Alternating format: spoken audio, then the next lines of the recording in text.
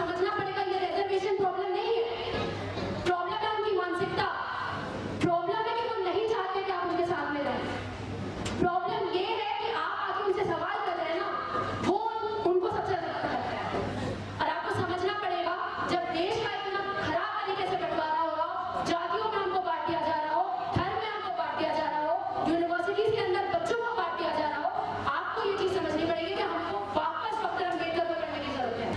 As a women सबसे पहले महिलाओं की बात करते हैं, और मैं स्टूडेंट हूँ और स्टूडेंट एक्टिविस्ट हूँ, तो यूजीसी को लेके पहले बात करते हैं। यूजीसी के मुद्दे पे तमाम वो लोग निकल के आए जिन लोगों ने ये प्रोपेगेंडा फैलाया था कि हिंदू हिंदू भाई भाई, बटोगे तो कटोगे, जात पात की करोगे भाई, हिंदू हिंदू भाई भाई, ये तमाम नारे दिए गए थे। तो आप लोगों को ये चीज समझनी पड़ेगी, अगर आप उनके भाई हैं, आप उनकी बहनें हैं, तो आप लोगों के लिए कोई रेगुलेशन आता है तो उनको इतनी तकलीफ क्यों है? ये चीज आप लोगों को समझनी पड़ेगी कि जब आपके हकूक की बात आती है तो वो आपके अगेंस्ट में प्रोटेस्ट क्यों करते हैं।